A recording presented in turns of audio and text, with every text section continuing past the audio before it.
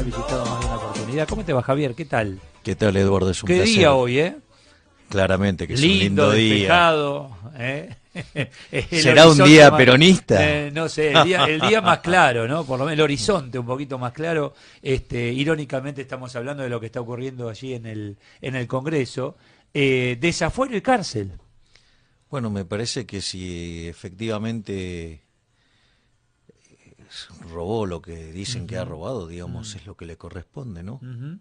Y si la justicia ahí por lo menos lo necesita de esa manera, le ha pedido al Congreso, un poder le pide al otro, bueno, accionar porque necesito seguir investigando. Y ahí está. Bueno, me parece que la Argentina que muchos queremos, la verdad, sobre la mesa, si robaste, vas a tener tu condena. En principio, Diego manejaba muchos fondos para temas de infraestructura y la infraestructura en Argentina, digamos, claramente no es de lo mejor, ¿no? O sea, el tema acá es por el gas licuado, ¿te acordás? Todo el famoso tema del gas, etcétera, ¿no? Sí, digamos, todas consecuencias de una cantidad extrema de regulación. Y que cuando vos metés regulaciones, se generan kiosquitos. Ajá. Es decir, digamos, vos sabés que una de las discusiones interesantes es entender que la corrupción es inherente a la existencia del sector público. Porque si vos te fijás en el sector privado solamente genera ingresos sirviendo al prójimo, con un bien de mejor calidad, un mejor precio. Entonces, ¿qué pasa? Si vos tenés corrupción dentro de tu empresa, la consecuencia es que vas a ganar menos plata. Entonces, se autodepura, vos mismo. Claro, claro, porque si vos no lo limpiás, alguien va a descubrir que va a poder vender ese producto a un mejor precio, de mejor calidad, con lo cual la competencia te elimina. Entonces, o vos te cuidás o la competencia te elimina. ¿Qué tenés la competencia? A ver, ¿enfrente o adentro? Exacto. El que te elimina desde adentro también, ¿no? Claro, exacto. Entonces, ¿qué es lo que pasa? En esa circunstancia, el propio sector privado genera los anticuerpos para que no haya corrupción, porque si no quiebran. En cambio, en el sector público eso no pasa. ¿Por qué? Porque el sector público se financia con una fuente coactiva de ingresos, es decir, impuestos, es decir, sea eficiente o no, digamos, los ingresos los va a tener de todas maneras. Entonces eso hace que no tenga ninguna penalización y asociado a eso después aparecen algunos problemas, ¿no? Ejemplo, si el Estado es muy grande, ¿sí? Los que están dentro del Estado descubren que pueden hacer negocios apretando al sector privado y le sacan guita, y la contracara es que aparece el empresario, que es el tipo que se llena de barreras para no competir y cazar en el zoológico, cosa que solamente es posible cuando está el Estado en el medio. O después aparecen otras conductas donde tipos que, no se pudieron entongar con el Estado, pero los tienen que adornar para que no los moleste. ¿Todo esto en qué deriva? Sí, decime. Deriva en una pérdida de eficiencia y de bienestar para todos, que se reflejan en menores salarios reales y en productos de peor calidad a mayores precios. Entonces, lo que hay que tener en claro es que la corrupción es un elemento inherente a la existencia del Estado, porque después salen, deberían mirar el sector privado. ¿Sabes qué? Déjalo libre al sector privado, vas a ver cómo la corrupción va a ser mucho menor, o en el fondo no va a existir, porque si existe, quiebran. O sea, déjalo libre sin relación con el Estado. Ahí está el problema. Claro, saca al Estado lo mayor posible, es decir, reducir las tareas del Estado a lo mínimo e indispensable, porque si no, siempre da lugar a que haya corrupción. O controlado por el privado como corresponde. Porque es que ahí es muy difícil. Pero es que el problema es que en el sector público además tenés el monopolio de la fuerza. Entonces todo ese tipo de cuestiones hacen que cuando vos le das esas características al Estado, digamos, inherentemente alguien se va a dar cuenta que puede hacer negocios. Pero vos sabés que noté, y puntualmente con este gobierno, que muchos que eran convocados, Javier, te necesito para tal cargo en el Ministerio de Economía, pero mirá que acá vas a ganar mucho menos que lo que estás ganando en tu actividad privada, no vas a tener que mostrarte con el auto que te están mostrando hoy, los trajes, y bueno, fíjate porque va a ser... Y muchos dijeron, no me sirve, no, entonces no. Cosa que antes era la beca entrar al Estado. Qué bueno, me salvé. Entro a trabajar en el gobierno nacional, provincial, en un municipio de merda, donde sea, dice, estoy salvado. Yo noto que eso se ha revertido, cambió. ya no entran a salvarse, ¿me entendés? Digo, no, yo me quedo en el privado, tengo mi auto, no me cuentan las costillas, ¿viste? La cosa se terminó. Sí, igual, digamos, tengo, o sea, la sensación de que muchos de los que están en el sector público no podrían convalidar sus ingresos en el sector privado de ninguna manera, porque son unos inútiles, ¿sí? Y en el sector privado no tendrían chance de existir. No hablaba del inútil. Perdón, claro. El tipo que está bien, que este gobierno convocó a los mejores. Sí, no, digamos. Dice, no, mirá, yo digo no, conozco, tengo amigos que me han dicho no, sigo laburando donde estoy porque mi vida no quiero bajar el nivel de vida. No, tal cual, digamos, sí hay gente que también ha venido por el bronce, o sea, y a mí me consta que hay gente muy talentosa que forma parte del gobierno y que ha venido por el bronce. Pero te diría que desde mi punto de vista esos son más que nada las excepciones. La regla me parece que son gente que tiene remuneraciones que en el sector privado no podrían validarlas. ¿Y por qué están ahí? ¿Por compromisos? Bueno, no lo sé, digamos, o sea, pero están ahí. Pero ese es el estado que coincido con vos, que hay que cuestionar. Es decir, ¿viste? Para una bolsa de inútiles donde yo lo tengo que bancar, no. Sí, pero igual, digamos, el problema es... No estamos generalizando, ¿no? No estamos generalizando, eso está claro. Sí. Pero, digo, yo tengo la sensación de que la gran mayoría no puede validar sus remuneraciones en el sector privado. Ese sería el primer punto. Y segundo punto, digo, hay que tener en cuenta que todo lo que hace el Estado lo hace mal, o sea, difícilmente haga algo bien. O sea, vos sabés que Friedman decía, esto está en un libro que se llama Libre para elegir, que hay 4 formas de gastar. Vos podés gastar tu dinero o el de otro y podés gastarlo en vos o en otros. Naturalmente, ¿cuál es la mejor forma de gastarlo? Es gastar tu dinero en vos mismo, porque vos internalizás los costos y percibís los beneficios. Entonces, digo, el que está haciendo costo-beneficio todo el tiempo sos vos y te ocupás de hacerlo bien. Ahora, por ejemplo, una forma de gastar mal, ¿cuál es? Y es gastar la tuya en otro. ¿Qué haces? Minimizás el costo. Es cuando haces un regalo. Claro. Es decir, tratá de quedar bien, no digamos de que el otro esté contento con lo que vos gastás. Y por otra parte, una forma de gastar muy mal, ¿cuál es? Y cuando vos gastás en vos, la de otro. O sea, ahí, digamos, despilfarrás, haces un desastre. Ahora, la peor combinación de todas, entonces, ¿cuál es? Es gastar la de otros en otros, que es el estado del bienestar. Es decir, siempre funciona mal, porque no tiene sentido, digamos, que lo hagan bien, porque no lo pueden internalizar tampoco. Es decir, no internalizan el costo, no saben qué es lo que la gente quiere. Otra que es peor que todas estas, que es el populismo. Bueno, o sea, no solo la gasto mal, sino que la uso para el bien que yo persigo. Es decir, bueno, vení, así me sigo con el mismo gobierno y sigo en la próxima. ¿Para qué Graciela Camaño está hablando en la Cámara? A ver, vamos, la diputada del Frente Renovador, a ver qué dice. Al diputado debido, ya que no lo hace por sí mismo, a disposición de la justicia, porque la otra cuestión es que nosotros acá no estamos acusando, no estamos sobreseyendo. Lo que estamos haciendo es ponerlo a disposición del juez, que con todas las garantías de la Constitución lo está sometiendo al juicio.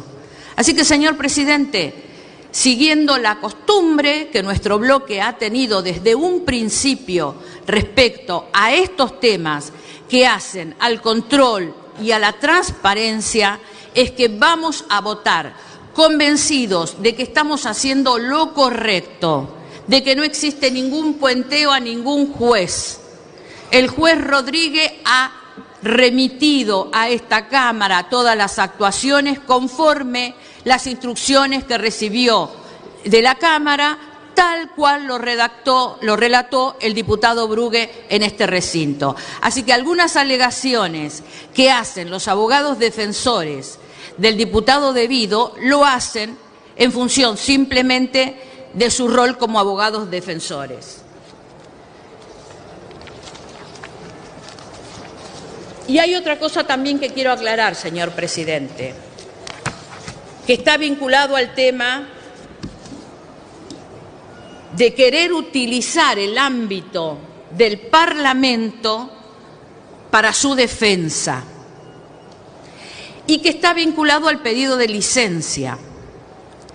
Cuando a nosotros nos llegó la parte sumarial del pedido de desafuero, fue cuando seguramente los defensores aconsejaron el pedido de licencia, habida cuenta que, entre otras cosas, se mencionaba la presidencia de la Comisión de Energía y las influencias que como diputado nacional podía tener en las causas el diputado debido. Eso hace a su defensa, no hace a la situación que nosotros debemos evaluar a la hora de desaforar. Nuestro bloque, señor presidente, va a acompañar el desafuero conforme a lo que nosotros, en nuestro leal saber y entender, entendemos que quiere expresar la Constitución cuando genera un tipo de fuero para los diputados que hacen pura y exclusivamente a las posibilidades de poder expresarse y actuar como diputados. Muchas gracias. Gracias, señora diputada. Tiene la palabra la diputada Alicia. Cuentas y se defienda. Vamos a votar el desafuero, ¿eh? En resumen lo que ha dicho. Javier Milei está aquí con nosotros. Javier, contame, se habla de reforma laboral, reforma impositiva. Sin esas reformas, ¿tiene futuro esta economía argentina? Bueno, digo, claramente las reformas estructurales son tres que hay que encarar, digamos, y está muy bien como hiciste vos la pregunta, porque de la tercera no habla nadie, y es clave. Las tres reformas son, primero, hay que hacer una reforma del Estado. Es decir, porque si no me están hablando de bajar el gasto público, quiere decir que no me van a bajar los impuestos. Y si no me bajan los impuestos, la reforma tributaria no sirve para nada. Desde el vamos, sí, ya. ¿Por qué? Porque la sociedad se divide en dos.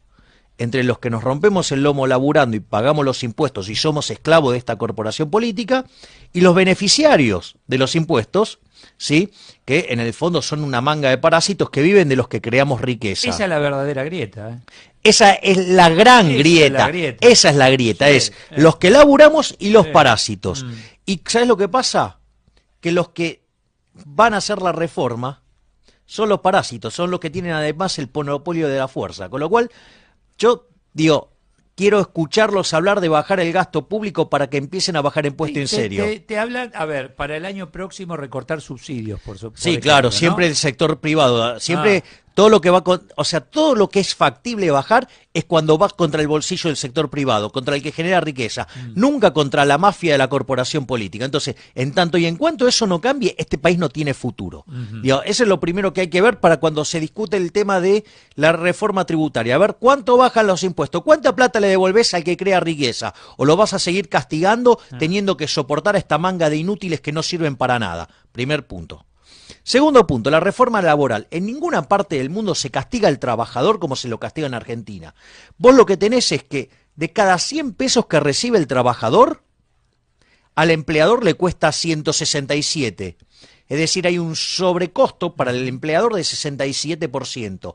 Y además, pobre trabajador que recibe esos 100, cuando va a comprar las cosas, 50 se van en impuestos. Sí, es decir, que el 70% de lo que genera un trabajador se lo expropia el Estado. Pero, oíme, Javier, desde un auto hasta el litro de nafta, lo que vos quieras. Exactamente. 50, 60% Pero, de impuestos. bueno, entonces, ¿qué quiere decir esto? De que de lo que genera el trabajador de riqueza, el 70% se lo lleva el Estado. Es decir, estás en una situación de esclavo. Sos un esclavo, verdaderamente, para el que estás en blanco. Y la otra reforma, digamos que hay que hacerla sí o sí, es la reforma del sistema previsional. La irresponsable de la bipolar de Tolosa. ¿Quién sí, es?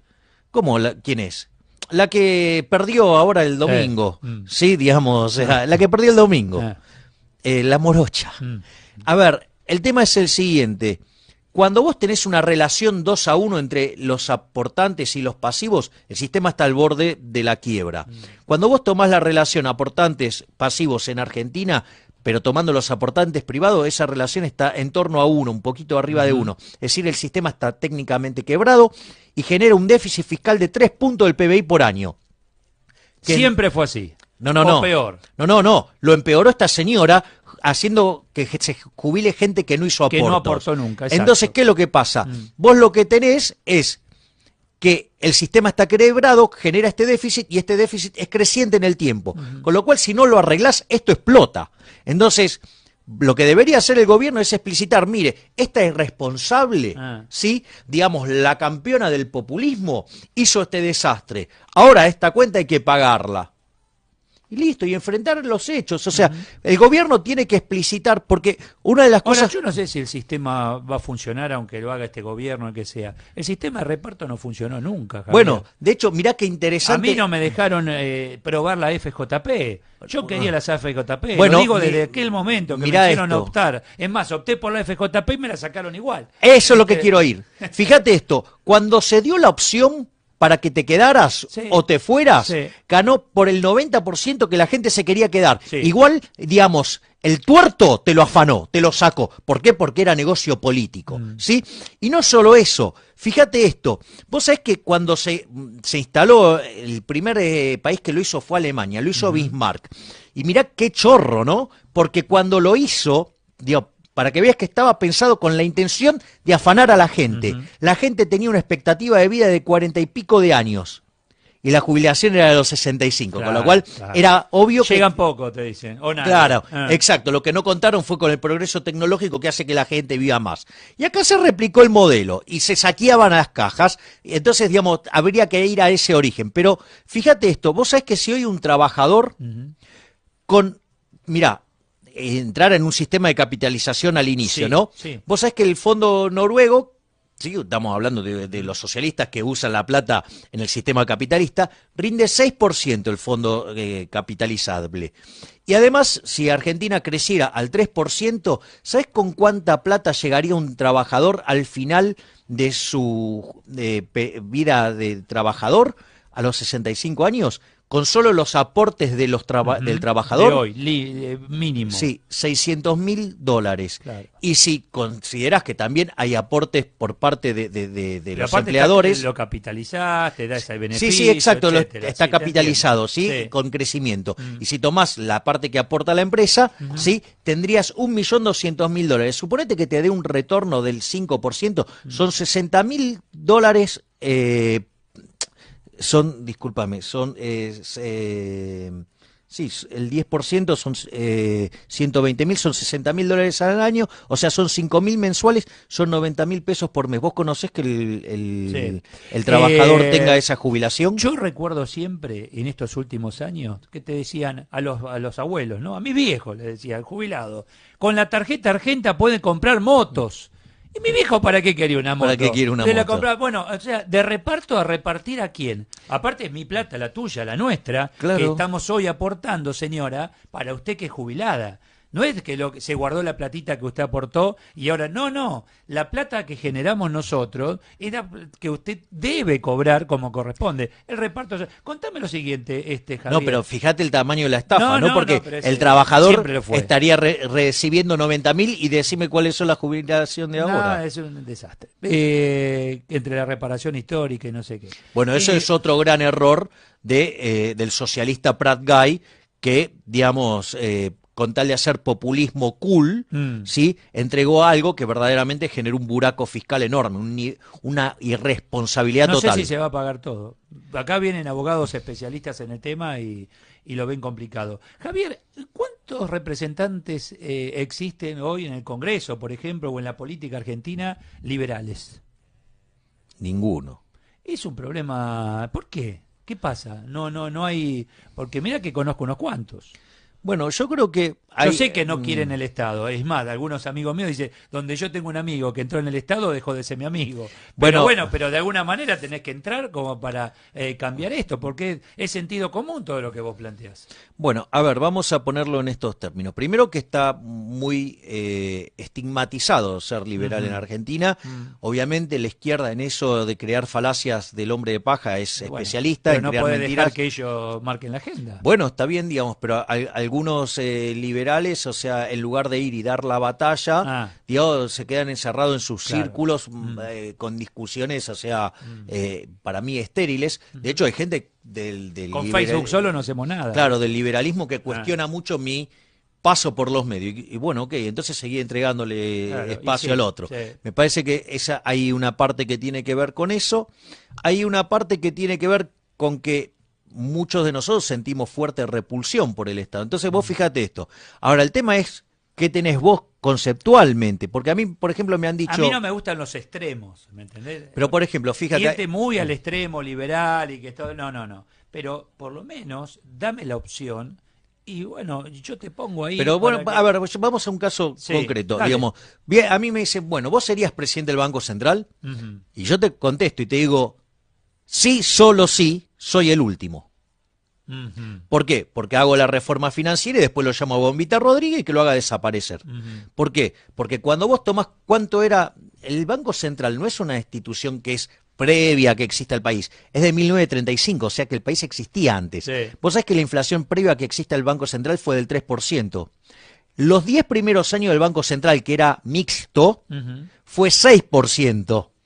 Y después, cuando se nacionalizó, se hizo nacional y popular en el 46, la inflación promedio es del 150%. Y si vos le sacás el periodo de la convertibilidad, que básicamente no había Banco Central, es 170%. Entonces la pregunta es, ¿a quién ha servido el Banco Central? ¿O acaso el impuesto inflacionario no es algo que te afanan los políticos sin pasarlo por el Congreso? Cuando está quien te compara la Reserva Federal con un Banco Central, ¿está bien dicho?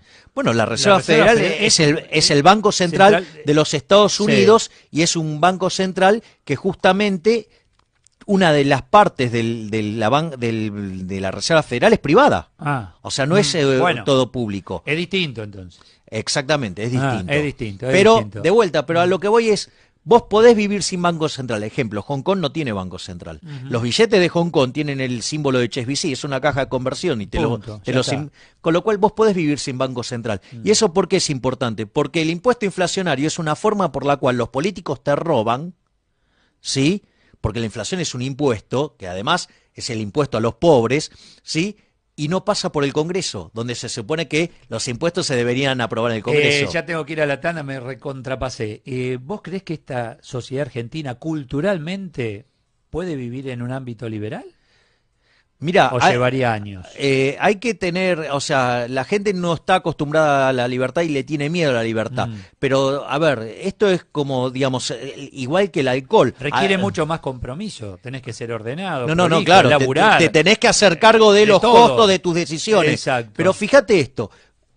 Cuando se quiso prohibir el alcohol, que estaba la ley seca, parecía el Capón y todo, era un baño de sangre, era un despelote de novela, no, porque la gente no tiene que tomar. ¿Y sabe qué? Al final después la gente aprendió a tomar, que si se tomaba demasiado se ponía en pedo, generaba quilombo, le costaba, tenía costo que pagar. Bueno, digamos, esto es igual. Ahora, digamos, vos no podés aprender a ser libre si te tienen todo el día enjaulado bajo la jaula del Estado. O estuviste siempre enjaulado, un canario, lo tenés siempre enjaulado, soltalo, se estrella contra la pared. Exactamente. Pobrecito, no. Gracias, Javier. Pero su naturaleza es volar. Pero su naturaleza es volar, sí. Y no bajito, sino alto.